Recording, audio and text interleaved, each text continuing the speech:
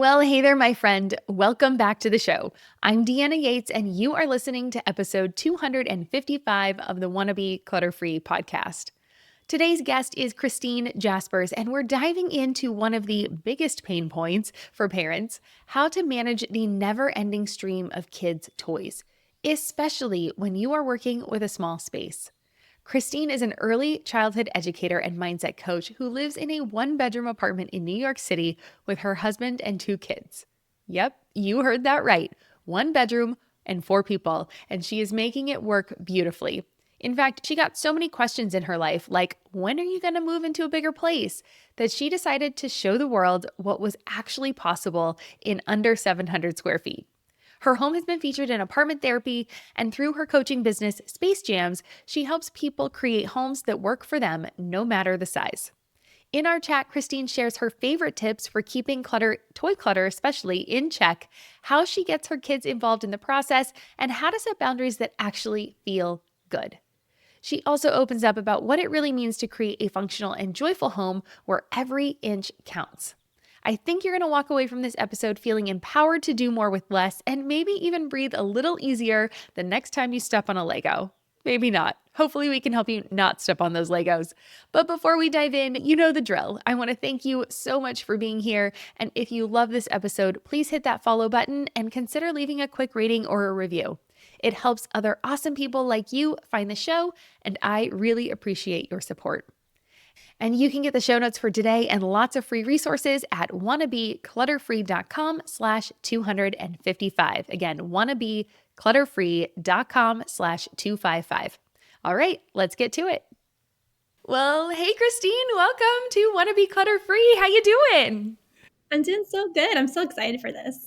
I'm excited to have you. I mean, I feel like I'm having you back, but this is actually the first time you've been on the podcast. I'm really loving it right now. I'm having a lot of the speakers that were at the Chaos to Calm Summit in January on the show lately. And so it's so good to get to catch up with everyone and see you again.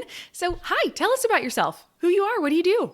Yeah, so my name is Khrystyne. I know it's spelled so weird, but it's just normal. Khrystyne.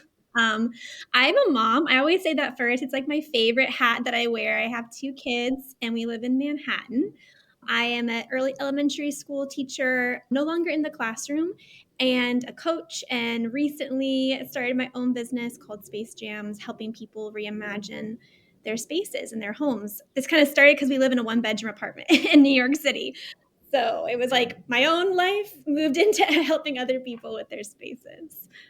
Oh, I love it. We are going to get into it. I think a lot of my random bits of story are going to come out into this because I think you and I have a lot of similarities that people don't know about because they're just little blips of my story that I don't actually share that often. And then in that intro, you mentioned a little bit that you live in a one-bedroom apartment with your family of four, because you have two kids and your husband and you all live together in a one-bedroom apartment. So you've made that work. It's beautiful. You've been in apartment therapy. I was just reviewing the pictures again this morning, and it is just such a cozy, warm space. So, what was the turning point though when you decided that you weren't going to wait for more space to feel at peace in your home? Because I know that's a big question you got. You have another kid coming. When are you moving or when are you upgrading? Yeah. So we had been in one-bedroom apartments with my son when he was born. It was 2020 and I was pregnant, and a bunch of friends had just encouraged us, you should start looking and seeing if you can upgrade to a two-bedroom because everyone is leaving the city. No one wants to be here. No families want to be in New York anymore. So there's probably more available and better rates. So we just started looking for a two-bedroom, and it's so bizarre, but this realtor had reached out and said, "Hey, I'm showing this apartment. It's a one bedroom, but it's to buy." And we had tried to think about buying in the past, but it just was not possible because it's just like an all cash. You have to get there 15 days before it's even listed type situation. It's really hard. And so we had just said, okay, we'll see it. We're open to it. And so we walked in and we just loved the layout. It wasn't that the people who were here had amazing layout, but we could just see the potential in the space. And just we had always had this idea of we're in education, we want kids. I wanted to sacrifice working full time so I could have flexibility with the kids. And so I knew that came with not making as much money. And we were always had this idea in the back of our mind, how can we create more longevity in the city that we love? And so when we saw this apartment, we saw the price, people were ready to sign immediately. We took that as a sign of this might be the answer that we've been looking for to be able to have that longevity for a lot longer with kids in the city. And so we kind of just jumped in. Our realtor didn't even realize I was pregnant with our second. She found out 6 months later while we were closing, and she was like, wait a second, you have two kids. It was just such a funny thing. But yeah, it just was, you know what, this could be the solution. And we really, it can't just be this making it work anymore. We have to really look at, okay, how can we really lean into this lifestyle versus just we're in a one bedroom for now. Yeah, I love that. We actually did live in a one bedroom for about 3 months when our daughter was, gosh, how old was she? Oh, probably only like 4. Right when we moved back to Chicago the second time, and I was waiting, I was a property manager, and we were waiting for the building to be completed. And so while it was still waiting for occupancy, we were in a one bedroom apartment and we did very similar. I know you have a Murphy bed in your living room, and that's how people probably are like, okay, how are they sleeping in this room or in this apartment? We'll have a link to the tour in the show notes so people can see your beautiful home. I think it will help assuage people and be like, oh, okay, that makes more sense. Because I think you hear one bedroom and people are just like, how are you having 4 people sleep in one room? And you don't. You have a Murphy bed in the living room, which I think is brilliant. And that is actually what we ended up doing for 3 months as well. Ours was an air mattress that we literally would just put down and then put back up because it was a temporary situation. But I love it. Yeah, I think you and I have connected on that point, whether you knew it or not. Oh, I mean, I love that. I love hearing people who are willing to like think creatively about their space. I think it's so inspiring. Aw, I think you are inspiring a lot of people in that. And I think that's why people are drawn to your story because it is a little outside the box. It's not extreme. It's not like super crazy. You guys aren't sleeping on 4-level bunk beds or anything. It's a very comfortable space. And so I think it's just a really great way for people to be like, oh, other things are possible. And I think that's just one of the things that it can be hard for people that aren't innately creative or who don't think of themselves as innately creative. I think all humans are very creative when we are forced to be. But I think it's just a great example to show people what they can do when they just open their mind a little bit. Yeah, and I think I don't see myself as creative. I see myself as very not creative, and I think it's just letting go of those stereotypes. I think when we let go of the stereotypes, that's when creativity is able to be born out of necessity, partially necessity, but also just this is my life, and I either can let someone else dictate what it looks like, or I can take control of what I want it to look like. And I think that step is so crucial to being able to come out of the box and just be like, okay, this is not what I people are saying it is, but that's okay because I can see it a different way. Yeah, I love that. That's so great. All right. So, one thing I think you're coming on this show, want to be clutter free, we got to talk about stuff, right? So, how do you approach clutter, or maybe more specifically, toy clutter? Since you do have 2 children in a small space, I think a lot of our listeners are busy moms, modern moms that are juggling so many different things, and toys can really be one of those that can just overwhelm our homes so quickly. So, are there any hard and fast rules or boundaries that you follow when it comes to bringing in new toys or dealing with the toys that you have in your life? Yeah. So I just want to say first that toys continually humble me. Like they are humbling. I'm just going to say it. I feel like I'm in a good place and then something happens and I'm like, okay, here we are again. My son is in Taekwondo and he's getting ready to move into this new class where he has all this gear and I'm looking around thinking, okay, I didn't sign up for all the Taekwondo gear. Where is this going? So just whoever's listening, I do not have it figured out. It's definitely a work in progress and I found every season requires different things. But I think the biggest thing that what I would tell you is just being willing to have conversations with your kids. Because we've always been in a one bedroom, my son was born into a one bedroom. It happened very early because I realized we're never going to have this humongous space where I can just put toys in a closet and it's hidden away. It's going to have to be something different. And so we just started from a very young age having conversations with our kids, conversations with our family, and just things like, okay, quantity versus quality. When my kids' toys will break, I would see that as an opportunity to talk to them. Okay, why did this break? Oh, it broke because it cost $2 at the store, right? Like the shelf life is very small because of how it's made. And we've just created those space for those conversations very early on. When we go to the store and they want when in the early days, when they would want everything they would see, we would talk about it. And we talk about, okay, we're choosing not to get this, and that's okay. And this is why we've chosen to live in a smaller space. We have to all live here and feel happy and comfortable here. And when we just invite everything in and we have no filter, what is that creating for us in our life, in our home?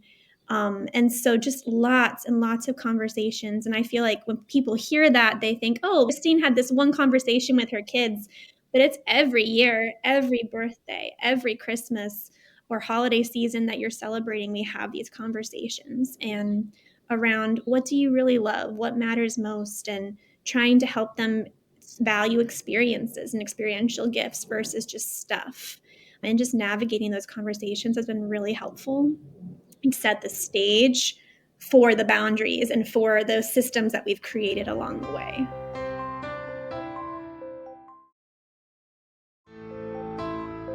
Yeah. Oh, so good. I will say, I agree with you on limiting when you're bringing things in. I think I just talked about this on episode 250. It was one of the questions. And really watching those inputs that come in, and not just for your kids, but also for yourself, like modeling the behavior you want to see. And one thing, like just a concrete tip that worked really well for us when our daughter was in that phase of wanting everything was just taking pictures of her with the thing, like holding it up so we could create a visual. And I created a little folder or an album in my phone, and it would be like the wish list. So that way she wouldn't have to remember, I wouldn't have to remember, I didn't have to write it down because you're out and about. What do you have with you? Your phone. So we would just take a quick picture with her, put it in the wish list, and then when the birthdays came up or the gift giving holidays came up, it was so easy to pull those up because again, they're going to get the catalog and they're going to want all that stuff too. But then you can say, oh, here were the things when we were in person that you wanted. Are any of these still on your list? And of course, some of them would still be on the list, but there were a lot that wouldn't be on the list that at that point they were like, why did I want that? That's also a great conversation starter. So have you ever done anything like that? Yeah, and I feel like that speaks to a short-term perspective versus a long-term perspective. And like when you think about it, marketing is designed to make us feel that way about everything we see. That's what they do. If they're doing their job well, they will want to have it. And so I think just realizing that too, like this is a human thing. It's not a kid thing. Like I experience this too, and so I get to navigate those conversations with my kids. And what is my thought process when I decide that we need something or when something is necessary? And I think just something I've been trying to work on is switching from we can't afford it or we don't have space for it to the language of what would you rather have? Like it can't just be all. We can't just have it all. You have to decide if you really want this thing, what's something that you're willing to let go of in order to have that. And I think that replacement language has been really helpful, especially my son's older. He'll be 7, and now he will start to say that. He'll go in his toys and say, "Hey, mom, I don't really play with this. I want to pass this on so we have space to try to get something else in the future." And I think just remembering that we get to be their teachers. This is not a guilt trip or something that's wrong with us having these conversations. It's such a gift to give them that thought process and that space to work through and identify how they're feeling about stuff and about things and create those boundaries early on that will serve them when they're adults and when they're in their own life. Yeah, for sure. Yeah, for sure. Yeah, and that picture little hack or tip isn't so that you end up buying all the stuff. It's so that, you can have those conversations later. Because of course you can't get everything that's on the list. That's why would you make the list? Then everything's available to you. But it allows you to be like, okay, what are the things? And having those conversations. And I love how you said it's not a one-time conversation. I mean, think about all the things we do in our lives, and especially with our kids, that are not one-time conversations. I don't have to now. Our daughter's 11, but how many times did I have to remind her, you have to brush your teeth every morning and every night? Something you do twice a day, every day of your life. And you're still reminding them, right? Where are the shoes? You have to remind them where to put things away. And all of these little habits that we constantly are reminding our children and ourselves. And so I think if we can look at it in that light of like, it's just a habit, it's just something that we start to create and it becomes just something we do, it's part of the fabric of who we are. I think that can start to shift a little bit of, well, I already had this conversation with you, but what other conversations are you having constantly or continually that you don't get upset about having to, maybe you do. I get a little frustrated when I'm like, are you kidding me? I have to tell you again. Yeah, and I feel like even with 2 kids, they both handle things differently, and I think it's that my son is much more willing to let go of things, my daughter feels more nostalgic, and that doesn't mean that we bend the rules for her, it doesn't mean that we just change it because she's having a harder time, it just means that we approach it in different ways and we learn different strategies and coping mechanisms for, okay, maybe just which of these do you love the most? Or can you pick one thing that you wanna pass on? And just breaking it down and making it more manageable is really helpful. Something else I do, a tip is if they're having a hard time getting rid of something or we're moving forward, I tell them, okay, I want you to play with this right now. I want you to take it out. I want you to play with it. And I want you to tell me, did you enjoy playing with it? Do you really love playing with it? Could you see yourself playing with it again tomorrow? And that one is really, they usually are like, no, that wasn't actually that fun. I didn't really enjoy that. And that just speaks to us as adults. Like, even with clothes, wear it, put it on, wear it. Did you actually enjoy that experience? If not, that's that sign of, okay, this is not something I need to keep forever.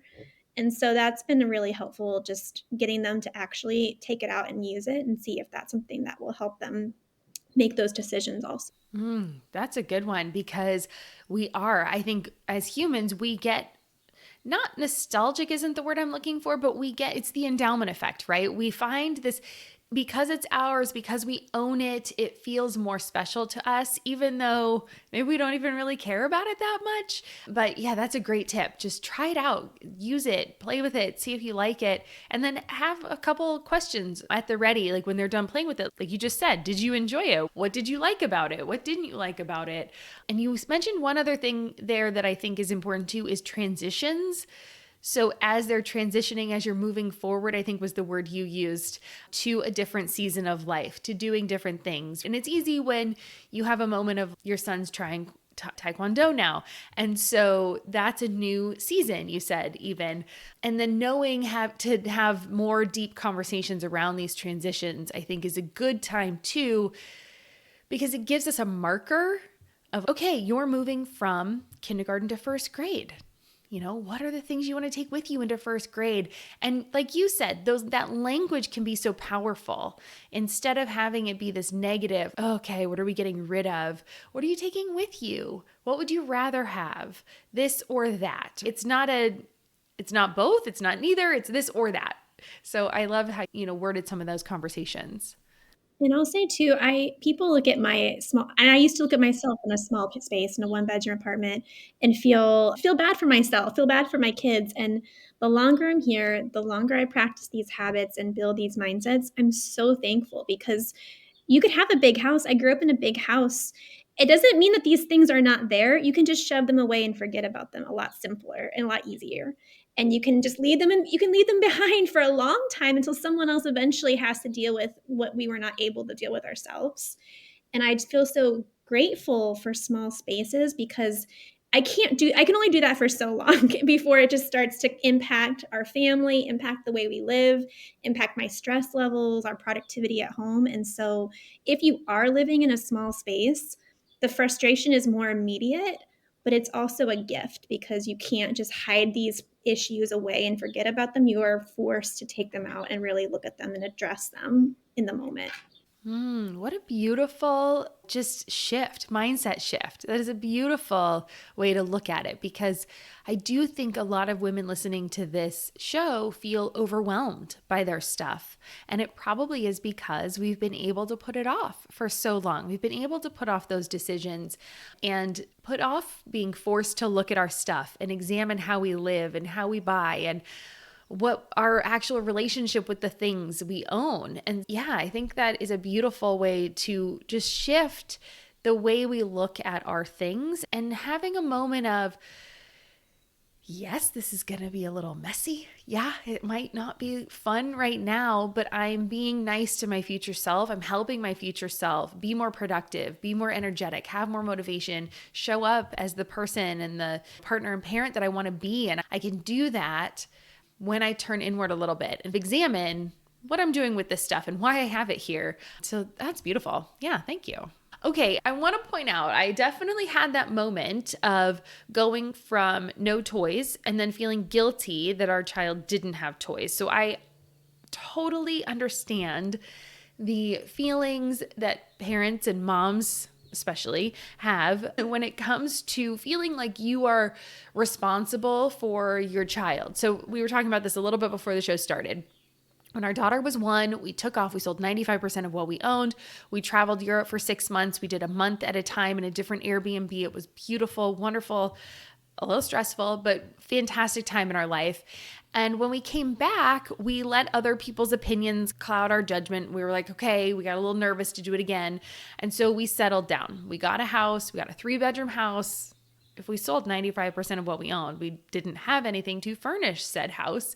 And so we got a lot of stuff from friends, family, and then had so many toys because we felt super guilty. We traveled for 6 months. Our daughter was 1 to 18 months. We basically had whatever would fit in our backpack, right? Like not a ton of toys. We would go to playgrounds and she was fine, absolutely fine. But it was so interesting how when we were quote unquote traveling around, it was so much easier to leave the house, to go do things, to go to the parks, to have a picnic in the park and things like that. And then once we were home, quote unquote, I'm doing air quotes over here for those that are not watching this on YouTube. When we were home, it was so much harder. And then I felt the struggle of, is she getting left behind because she doesn't have all the developmentally appropriate toys and all these kinds of things, right? All that guilt that comes on you. So what are your tips for someone that is living in a small space that has had to deal with this, I'm sure, yourself? How do you help moms and somebody who's in education? That's fantastic. How do you help us get over that moment of, but doesn't my kid need these toys? Yeah. I mean, I'm not saying I'm over it. I definitely have moments like it's whenever they come home with goodie bags from school and I think I'm not doing a goodie bag, they're going to think I'm the worst mom ever. Whatever that moment might be, it's hard. It's really hard. And I think the first step is you have to separate yourself from your child because the thoughts you have about you are very different than the thoughts of than the reality of what your child needs. And so I realized in times where it was harder or I had more of the guilt, it was because I was forcing how I felt about myself on what I thought the kids needed. So I feel guilty because they don't have as much as everyone else. So that must mean I'm depriving them, right? And separating those two things is hard. It takes time. And one thing I'd recommend is even just take a piece of paper when you have a moment of quiet and just write down all of the thoughts that you have about toys and yourself and your children and all that realm. And then once it's all out, go through and actually ask yourself, is this true? Is my child behind because they don't have all of these toys? Is my child actually suffering? Are they not creative? Whatever it might be that's coming up. And that will be really helpful. And my husband also helps with this, just to that sounding board of, okay, that's just in your head. It's not actually true. I think that's really important just to separate those two. As an educator, this is where I'm like, when I saw this question, I was like, oh no, she doesn't realize she sent me like the soapbox question. I wish parents knew that more things does not equal more imagination, more toys does not equal more creativity. None of this is true. Again, it's marketing. Even this is probably so bad, and you can take this out if you're like, we cannot go here. But there's a very popular Montessori brand that's very expensive, that all the parents think if I have this brand, my child will be these things. And the thing is, when you're getting new toys every month that are coming to your house, your child isn't getting creative, they're getting overwhelmed. Like, that's not creating anything. It's just they're marketing it to you so that you feel better about the choices of what you have. And I think there's a space for that. I'm all about open-ended toys. I love them. I like Montessori. I'm not against Montessori, but just remembering that toys are meant to be marketed to us. We have to be able to see that and draw that line of, no, my kids are okay. Like when they have less, they're actually more creative. And I cannot even, I have pictures of over all the years of when my kids have come to, I don't have this, what they have done to overcome that gap because they've had to, because I just didn't go out and buy it for them. And it's been so cool to see their creativity and their imagination when they don't have enough train track. What do? And they go and they cut out their own train track, or they make their own, or there's not enough bridge to go over and they get books and they stack up their books. It's amazing. But I think we've forgotten that. We think that kids development is in a company or an approach, but it's really just in them. It's inside of them. I'll let you speak to that. I don't know if you want to add on to that at all. No, I think it's fantastic. I think there is a reason, if somebody listening to this has not heard me say this before, hasn't heard this before, the stick is in the Toy Hall of Fame. Okay? The stick. The thing that came off the tree that's in your backyard that every kid picks up on their way home and turns it into everything imaginable. It's a wand, it's a shovel, it's a spear, it's a sword, all the things. This is why it's in the Hall of Fame, because it's a creative open-ended toy, the original creative open-ended toy for kids to play with. And I appreciate that perspective so much, because it is true that yes, it's easy for you as humans, right? It's easy for you as a mom. The marketing is geared toward you to make you feel a certain way. And as you said that, the funny thing that popped in my mind, because I think we are past this part in our life, and at least the marketing was never meant to us as moms, so I think we'll be able to see the parallel. It made me immediately think of the Marlboro Man, like the cigarette brand company, where they went to find, in marketing books, there's a whole case study about how they went to find somebody. They wanted this Marlboro Man to be manly and rugged and all of these things that these men wanted to be. And if you just smoke Marlboros, you would then become this person. First off, no, you didn't become that person. There's a lot of reasons why, because you got to do the things that person does to be that person. But then also, you just got lung cancer, right? That's it. You didn't actually become the epitome of this person you wanted to be. And so I think the next time you get marketed to, if you can think, is this the Marlboro Man coming after me for whatever it is that I want to feel? I think it can just give you a moment of, okay, I don't want lung cancer. Let's move on. And I think there's space for the toys. Like we have toys. And I think it's just this, I can buy these results versus this is a process. Play is a process. And I think that's a huge educator thing. Play is a skill. I know Mr. Rogers, like play is the work of children. And I think that we think we can buy those skills in the toys, but the toys are just, I don't know, the avenue to the skill. And I think I have noticed, I didn't realize it was happening until it had already happened, but I noticed in having less, my kids are incredible at playing. And it's not because I'm an incredible mom, it's just because they don't have a lot of toys. Like they've had to get really creative and imaginative. And I think that we've lost that, and we've lost this ability that play can be simple, like you were saying with the stick. Oh my goodness, so many sticks all the time. Kids have stolen my kids' sticks from them at the playground. Like it's a hot commodity over here. Oh, and that's a thing. Our daughter is a very sensitive child, and I remember, like, she knows where she got the stick, what she was doing when she got the stick, who she was with. If somebody steals the stick, it's a huge thing. No, trust me, I get it. So funny, over sticks. But I was going to say, what I know about you, you are a fantastic mom. So I'm going to just put that out there.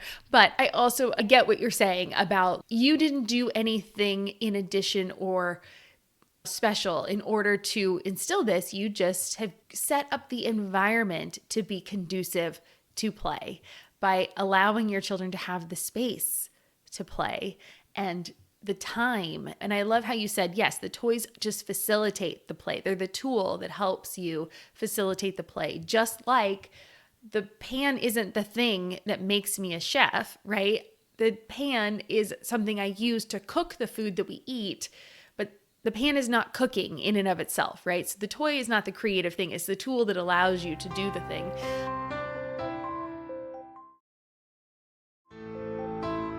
So I know that you've been doing this with your children for a very long time, but you also are helping other families in small spaces as well, or maybe even downgrade to a smaller place or just enjoy the spaces they have, which probably means that they have not been doing this since their children were little. So how do you help families involve their kids in the process of decluttering or maintaining a minimal toy collection? Because I think it's different from when they've always been that way or to when they're just approaching this from a fresh set of eyes. Yeah, and I should clarify, when I say I've always been doing this, I didn't realize until my child's first birthday, and then all the toys came, and then I realized, okay, something is gonna have to change because this cannot happen every single year. And I think that's the hard part, right? We don't think about these things until we're already overwhelmed by toys. And that creates guilt because now these toys have kids that are attached to them. And then we feel like the worst parent possible because we're trying to separate them from this thing that they feel towards. So, just if you are in that space, I think we all get there the same way when the toys are in the house. A lot of people ask me when I'm working with them, how much do you involve the kids in the conversation? And I think that's not like a right or wrong answer. It's just understanding your children and where they are in the process. So I have a funny story about this actually. I was just helping a client in their home. We had scheduled it. Their daughter was going to be in school and I was on their way. I was on my way and she texted me and said, "Okay, bad news. Her school got canceled today. So she's coming home." Which was just like, of course, this is great. Sometimes when you're doing a lot, it is helpful not to have the kids there because it's going to be very overwhelming. But I think a big mistake is when you're starting that initial just reconstructing, refiguring out what's going to work, is asking the kids, "Do you want to pass this on?" Because 9 kids out of 10 are going to say, "No, of course not. What are you doing with my stuff?" And that was what was happening. So they would ask, we had already moved it. She doesn't play with it. We're moving it to the side. And she would hold it up and say, "Oh, do you want to keep this?" And of course she would say no, and she'd take it and run and hide it. But then she wouldn't play with it. She just hid it. And so I think it's just understanding that all kids are going to say that they have that resistance. But again, are they playing with it? Do they know what it is? And like, giving voices to that I think is really important. I always try to do a blend of I do a lot on my own, but I also involve them in simple steps. So if we have a box of toys, we have a random box with figurines and little things that don't really match a set. When we go through it, I'll ask the kids, "Okay, each of you pick one thing from this box that you're ready to give to somebody else." And I think just giving a number makes it super manageable for them versus, "Okay, guys, which of these toys do you not want anymore?" They go into automatic panic mode. "You're taking away my toys." So asking them one thing, helping them pick one thing has been really helpful. And that way you're involving them in the process of eliminating and figuring out.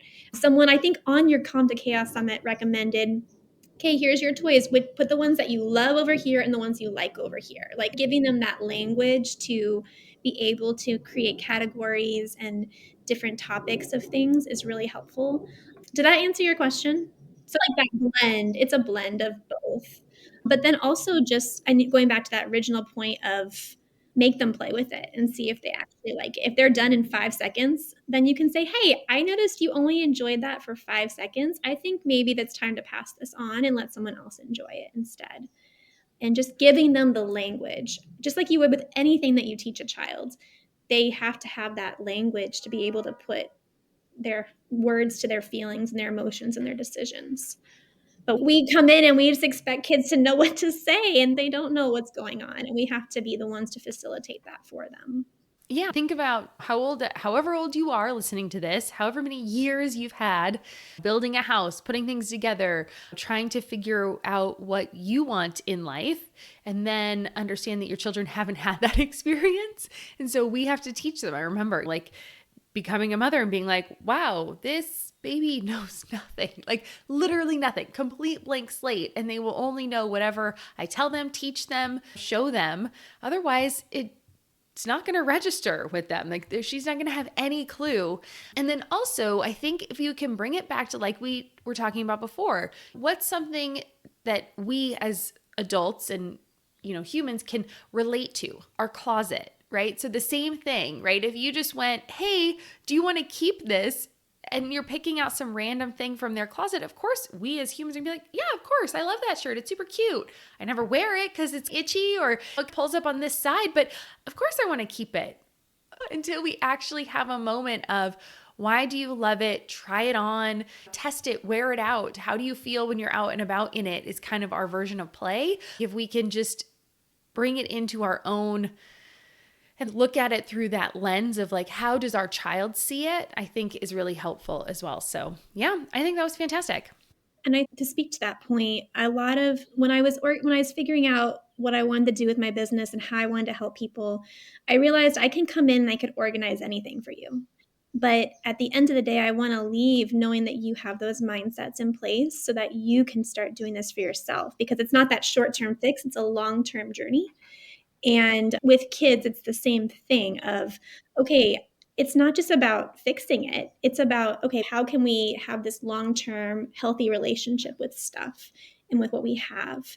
And I think designating spaces before you start that decision-making process is really helpful in getting our brains out of this fight or flight mode because we're just so overwhelmed into, okay, this is one box. Everything that is this thing has to fit in this one box. And if it doesn't, that's going to help me make those decisions about what I can let go of, and helping the kids know that. They know that when that box is full, we're not getting another box. We have to make sure that box is reduced and that what's in there really reflects what they currently love and use and enjoy playing with. Yeah. Yeah.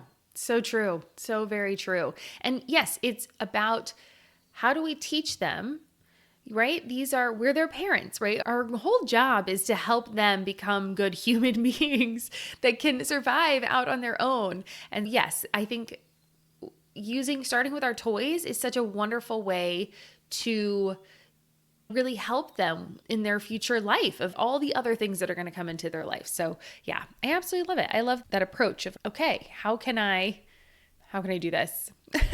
Something else just really practical that really resonated with my kids because they love animals. They would come home with party bags with lots of cheap plastic toys.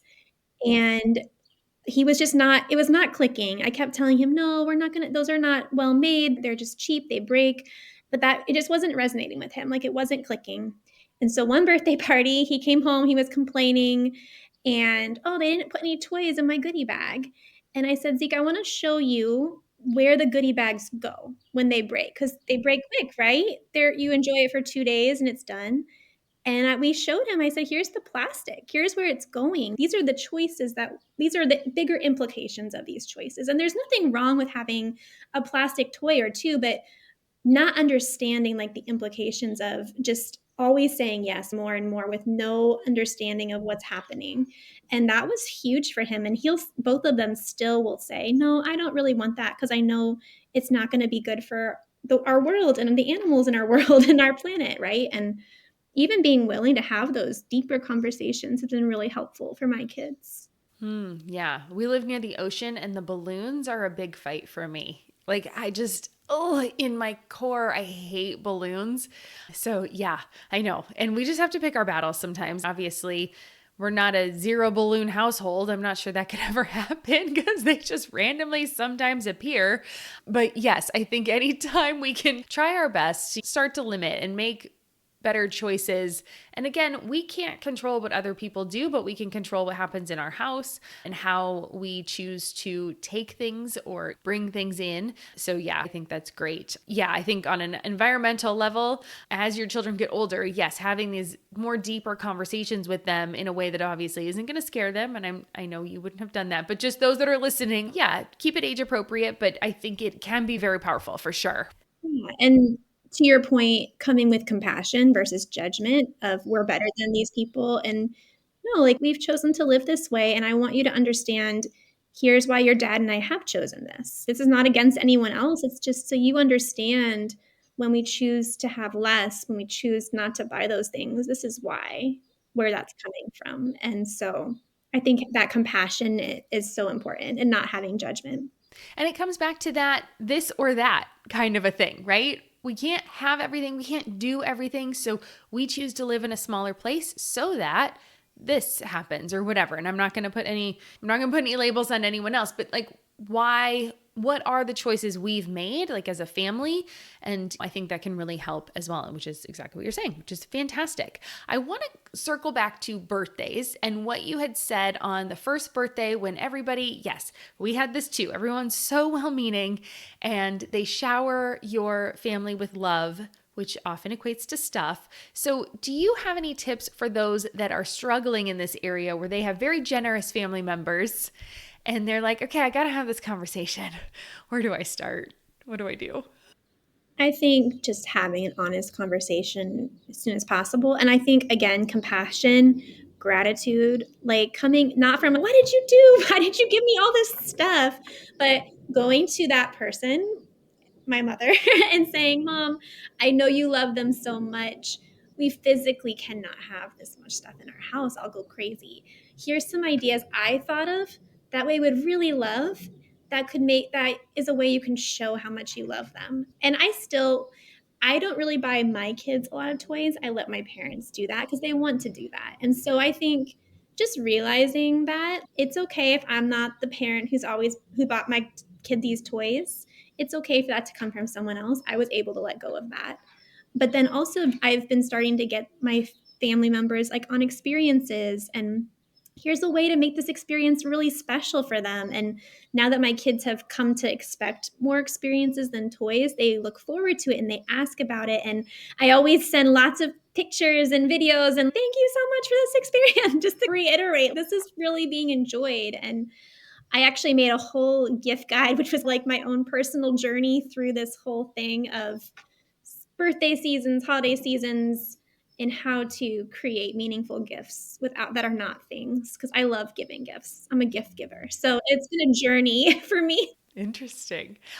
Gift giving is not my love language. I actually don't think I'm very good at it. And maybe it's from the years of not wanting to buy stuff.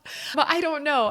I'm not sure. I think my daughter's actually a really good gift giver. I think she's really conscientious about the person and like what they would resonate with, which I think is just beautiful. So I think if you are a natural gift giver, I think it's a lovely gift to have. But yes, I think it's so powerful what you said there about I don't have to be the person that's actually purchasing the toys. And letting go of that was huge for us as well, right? Because yes, we have a small family and yet there's still so many people, right? There's the grandparents on both sides. There's aunts and an uncle and cousins and so many people that want to give her gifts and show her love in that way that aren't necessarily living nearby. So it's harder for them to come and experience things with her. And being the only grandchild on one side definitely has its ups and downs. But my family is fantastic. And they've definitely been on board on both sides of our family. I consider them all my family. They have been fantastic. And they're very open to this idea, knowing we don't want a bunch of physical things in our home.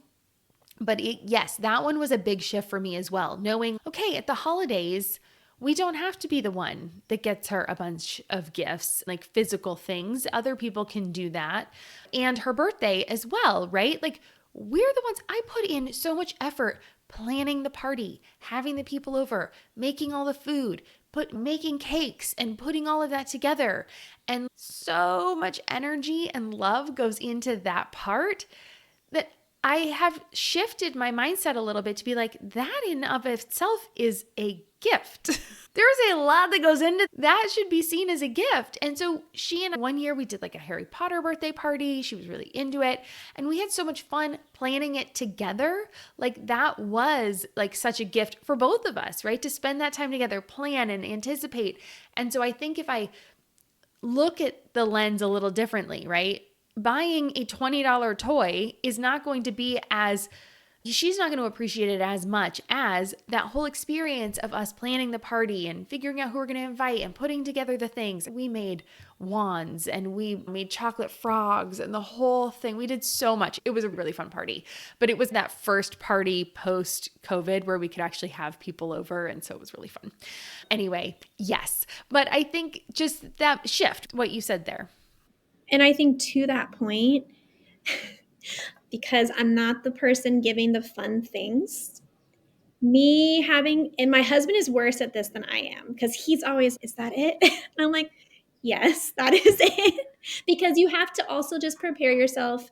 Maybe that initial excitement of seeing something is not going to be present when you give the gifts. And that's hard because I love to see my kids excited. I love to see them having a good time. Like, I'm their mom. Of course, we want that. And I think I had to just come to this realization of, just because it's not that initial excitement doesn't mean they're not going to love it. They always love the things I give them so much further away. They're like, "Oh my goodness, that was the best gift ever." But that initial response was like, "Wah, wah, really? This is it? I can't believe this is what you gave me for my birthday." And I think being okay with that is really hard, but it's also really freeing to know it's okay if I gave my kid a pair of running shoes that they eventually will really love, but in the moment are like, "Really? You bought me shoes for my birthday?" Thanks. Yeah. No, thanks for being honest about that, honestly, because I think we don't talk about that enough. I don't think we talk about that moment enough of like, you have to, it's hard to trust yourself and your intuition, knowing that you know what they actually need when, yeah, that moment you want it to be that we've all seen it, right? The Hallmark movies or whatever holiday movies, they're opening up and my gosh, and there's this huge excitement factor. And then knowing that, yeah, there might not be that what they actually need and what will be appreciated and what will be loved and treasured for the long term. That's fantastic. All right, so we've mentioned a couple times that you live in a one-bedroom apartment, but you still have toys. So how do you go about storing these toys without them taking over your home? What are some fun tips you have for us there? Yeah. So I think my system is not amazing. Sometimes I see these things on Facebook pop up and you're like, "Oh my goodness, that's so incredible." Mine's very simple. It's just like the IKEA Kallax system that everyone has in the city, I feel like. I think the biggest thing is we just have designated the space. There is no overflow toy storage. It's This is what it is. When you walk in, you can pretty much see all the toys we have. And I think that's really important is just designate your space first before you start figuring out what you want. I knew as a teacher, I knew I wanted our staple open-ended blocks, magnetiles, Legos. Those are the staples. That's what they use every single day. And so in the Calyx, there's devoted drawers for each of those magnetiles, blocks, track, which sadly has not been used as much recently, but I haven't come to my heart to pass it on yet because it was he loved it so much, which is a thing too. It's okay if you're not ready yet. That's where I am with the train track. And then we have one bin that has like the figurines and more open ended things.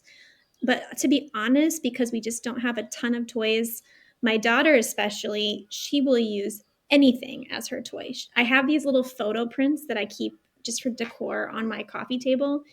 That is her favorite thing. She makes those little prints everything, menus and cakes, and she puts them around, decorates the house. Like, I think toys can be anything, and I think that really speaks to that. And then the other system we have is I took a kitchen cabinet in our kitchen and made that all of their art supplies. And then they have a little play kitchen that's in there too. And so those are our big play things, that Calyx in the kids' room and then the art cabinet in the kitchen. And they just bounce back and forth. I do rotate a little bit. I know some people do a lot of rotation. We have about a little bag that will rotate in and out if they're not quite ready to pass it on, but I noticed they haven't been playing with it in a while. And they know it's there. And sometimes eventually they'll ask, "Hey, can we rotate these toys out?" And they're becoming more verbal and understanding that too. Whereas when they were little, I would just do it myself. And I think what's so fascinating is that you said, I don't have overflow. You're in a Manhattan apartment, which means you don't have a garage. You don't have extra storage. You don't have the attic that other people will have. And so knowing that you have to be very diligent about what you keep. And I think all of us, even if we have those extra spaces, can shed them. I think we can say, no, I'm not going to have overflow, or I'm going to have overflow for this year and figure out how I can start whittling it down. We don't have to be so overwhelmed. We don't have to have all the boxes. We don't have to fill up all the space. If we have more space than a 1-bedroom apartment, we can still live in a smaller mindset and keep things that are just really useful and help us not be so overwhelmed. So for the moms that are overwhelmed right now, and they're sitting here going, okay, I know I can do this, but I'm really a little scared and I'm not quite sure where to start. What advice would you give them? What do you want to make sure they leave here today knowing? Yeah, I think there's two things. One I already mentioned, take a piece of paper, set a timer, and just write down all your thoughts because I could tell you all of these things to organize. But if those mindsets and beliefs are still there and they're influencing what you do, it's going to be very hard to overcome it because you're going to get into that fight or flight mode again where you're just like, nope, can't do it, too hard, and then shut the door. So definitely write down all your thoughts and then I call it take out the trash. So go through and just, okay, this is not true. This is not true. This is not true. And I think once you do that, it's going to be amazing how free you feel to take an action. And I always recommend just taking one small one. So pick the type of toy that seems the easiest for you. Make it really simple. So if that's Magnetiles or Legos or whatever that is, designate your space and then make sure that stuff can fit into the space that you've designated. And if it doesn't, that's that sign, okay, we have to remove whatever it is that goes in that. And this is going to be so helpful for your kids because if you are so tired of telling your kids, please pick up your toys, they're gonna know, that's that box and that's that box, there's no extras here and there's no thing in the side or a bag over here that this can go in. No, this is the space. And I think it's so funny that we think kids can't do it, but we walk into the space and we can't do it either because we are also overwhelmed. And so if you're feeling overwhelmed in the space, it's I would bet a lot of money your child also feels overwhelmed, and that's why it's a struggle to put away those things. And so just pick something simple, start with that, incorporate the kids in there and teaching them with that one thing. And then as you gain that confidence, tackle the next thing and just do it one at a time. And always just picking one or two things to move forward. Just one or two things. That's it. Like it just making those easy steps will be really helpful, I think. So good. So good. All right, Khrystyne, where can people find you? So I just launched a website. I love it. For now, I'm sure I'll want to tweak it. But it's just my name, KhrystyneJaspers.com. And it has a lot of my story and my business, what I do and how I help people. And then also all of my house tours are on there as well. So you can see I think I like to snoop in people's houses. So you can kind of just see the layout and how it works and all of that too. And then of course, Instagram. And then I have also an email list, which is like my favorite place to be. So if you're like really committed to the journey, that's where you should go, is my email list. Fantastic. We will have links in the show notes, of course, for people to just click right through. But can you please spell your first name since it is a different and unique spelling? Yeah, it's Khrystyne. So a lot of K's and Y's is the easiest way. That first H always throws me. I don't know why. More Y's than you think should be there. There should be more Y's. Fantastic. All right. This has been lovely. My favorite way to end every show is with 3 rapid fire questions. So the first question is, what does clutter free mean to you? I think clutter free means the freedom from what's not essential. So really truly having things that matter to you and that you value in your home. Fantastic. Number 2, what is making you happy right now or in this season of life? Definitely spring in New York City. Starting, it's coming, it's here. It's so wonderful. Yeah, I think I noticed. Is your window open? Yes, it is. I noticed. It's always open, but it's very nice out today. So nice. And number 3, what is a goal you have for yourself this year? This year, I'm really working on my wardrobe, which we've talked about a lot today, but just creating a simple wardrobe that I truly love wearing versus things I think I should have or hold on to or had in the past that I should hold on to. Love that. Getting rid of those shoulds for the things you love. Oh, so fantastic. All right. Thanks, Khrystyne. Have a wonderful day. Thank you so much, Deanna. It was great being here. First off, a huge thank you to Khrystyne for joining us on the show today and sharing such honest, practical advice about raising kids in a small space and doing it with intention, creativity, and calm. I hope this episode gave you some ideas or even just the reassurance that you don't need more space in order to feel good in your home. You just need to get clear on what's actually serving your family and then let the rest go. I know that is easier said than done, and it's a little nerve-wracking, especially when you get started, but I know you can do it. Whether that means finally tackling that toy bin or setting some new boundaries around what comes in, I know you've got this.